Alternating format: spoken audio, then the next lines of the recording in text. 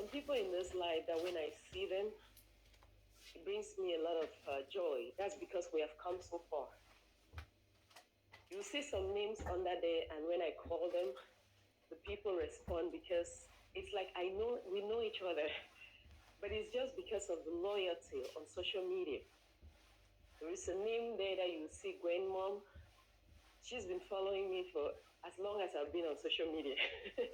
That's as long as 2 or 3 years. I've never met her in person, but the loyalty is unmatched. There's another person that you see, Vanessa Williams. She met me on social media when I was trying to do my 90 days mommy makeover weight loss challenge. She stood with me throughout the 90 days. We'll be in the lives, even if it's just 2 or 3 or 4 of us, she's there, encouraging me to keep going. And then I did a 90 days weight loss challenge on Facebook. After that, she was in there with me. There's another name, you'll see, Barbara. They will show up. If they are available, they will show up. There are times they are at work. They will tell me, Mirabel, I'm at work, but we are going to doing this together. Those are the spirits. Those are the kinds of community I am hoping that God is giving me the grace to create. Those are the kinds of community that I'm hoping that God is giving me the grace that we create and we continue to stay consistent. Every time I have done a 90 days weight loss challenge on social media, these names I've mentioned, if they know of it, if they hear of it, they will find wherever it is. And even if it's just for that 30 minutes, they will be there with me. And we have done it so far. There are lots and lots of other names as well. They are not at the top of my head as well, but I'll call them as time goes by. You guys have been amazing. You guys have been amazing. There is no, those ones that were on YouTube. I haven't seen them here. I don't know their names on there. Sorry, those were people on Facebook. I don't know how their names are on YouTube. So I might not call the right person if I'm not sure who the name is. But they have an unstoppable, unmatched support that just gives me the grace to continue showing up. Because if they can show up even when they're at work, what is going to stop me from showing up? What should stop me from showing up? All right, people, our weather is something else. If you look through that door, it's dark. It's like night. And it's raining and pouring with hailstones and everything put together. So it's just a bad weather. It's a stormy weather. But that doesn't stop us from going hard. I have to bring up the light, and so that's why you're seeing some reflections or whatever, however it look like. We don't care. We don't care about what the lights look like. We care more about becoming better, improved versions of ourselves. Somebody asked me if these lights are only for moms, those who have had babies. No, my dear. No. Ask your questions, and if there is something about life that I'm aware of, I will definitely I will address them. It's not just about moms, but at the top of my encouragement list are moms, because they go through a lot. A lot of times they are being ignored. Not being ignored, a lot of times the focus after childbirth is more on the child. The focus after a child has been brought to the world, 90% of the time, if not 100% of the time, is on the child.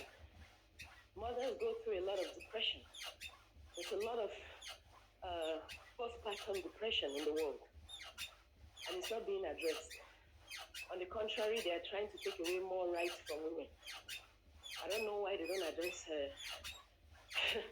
they address it to a certain level. There are organizations that will address them. But that's my focus. Trying to tackle that. Because postpartum depression is real. It is real. And it's ruining a lot of people, a lot of women. A lot of them are in the space where they are unable to manage weight because of that. Postpartum depression will cause you to gain weight. Postpartum depression will cause you to lose emotional attachment. Postpartum depression will cause you to act out of character.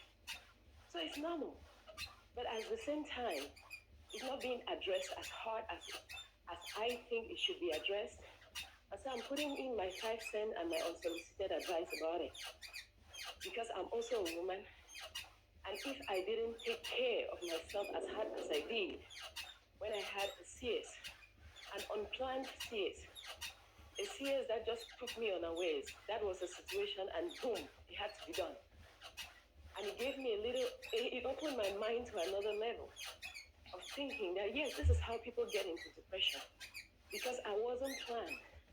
Throughout my pregnancy, there was no sign of any issue.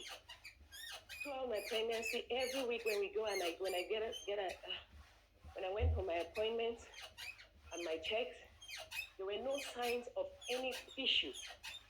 But for me to get in there and end up with an emergency CS, that is something that will push some people into depression because you are not properly informed of what to expect.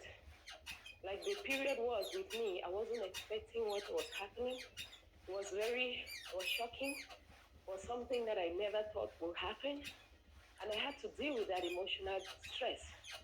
I had to deal with that mental shift almost immediately because they had to go through with whatever they had to go through it in order for them to save me and the baby. That was not planned. I went in for my 39 weeks checkup, putting on my little pretty girl, my little pretty girl pregnancy outfit, looking all cute in my pregnancy and my last weeks of appointment. And when I got there, they had to do an emergency CS because they noticed that the placenta was disassociating from the baby.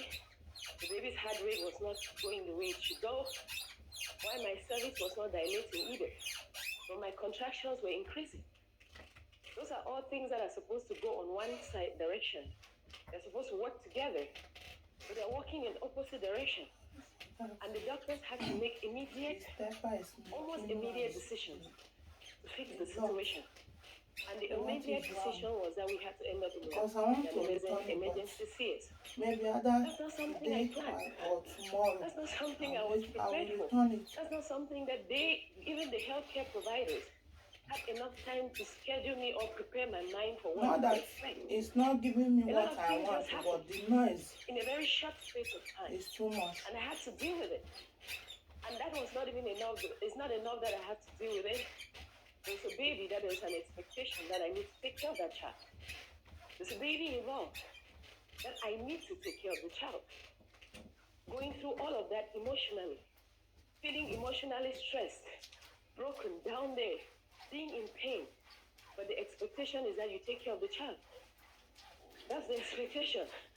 A lot of times, the attention is being drawn away from the mother onto the baby, and which is okay. But at the same time, it leaves a lot of women. That's almost the same thing. So I have to, because the noise is too much. And almost the same thing, guys. To encourage us that in the midst of all of that, in the midst of that space where you find yourself in your lowest, you can still pick yourself up, dust yourself up, and still face this life with the momentum that is inside of you. As we are doing it, with all the you suck your stomach inside, here, so that is giving you more chances. If you're able to go through that, be feeling the pain the next day, on your stomach, and you're here able to move further, God is still giving you a lot of chances. Now the problem is how you can mentally adjust yourself to whatever the reality is. The problem is how you can mentally adjust yourself to what your problems are and to the space where you find yourself. Now you're seeing yourself in a space where you're left with an everlasting scar. Say good yes, morning, there's a way to take the scars off. But then, good morning, it's a reminder of what you've been through. It's leaving your body with transformations. It's leaving your body in a space where you never expected. This is for my house. You're now looking at yourself and you don't recognize who you are. So when I walk for my stomach, I walk for my hands. It's so hard, so much hunger. We get so scared to talk about it. We get so scared to talk about it because we have normalized the fact that we need to have our bodies altered after childbirth. And so, even though we don't like the result, it will seem as if we don't like our kid if we talk about the pain that we are feeling. So it's expected that we should stay focused and be excited within the space where we are not. It's expected that we should focus and take care of those kids, even when we are going through all of that, all of what we are going through. And so, like I said, guys, I had to go through it myself to understand the stress of it. I had to be in that space where I get up every day and I look at myself and I don't like what I see, and I decided that I gotta change it. If I don't like what I see, and what I see makes me feel uncomfortable, what I see makes me feel less of myself, what I see makes me feel like I'm not putting in enough work to become the better improved version of myself, what I see makes me feel less confident than I've always been, I needed to start making some changes. I told myself, you know what? As hard as this thing is, there's always a way out. As hard as it feels, there's always a way out. I started focusing my energy on people who have done it before me. I started focusing my energy on people who I see have done it before me. And I started reading what they are doing. I was going through their pages and seeing how they are able to do it. And because this is something that was new and foreign to me, it's something I've never done before. Please, I don't want this video to be long. For the first time. Please, when you come across my video, if you like what I'm doing, please follow and subscribe. Bye. See you for my next video.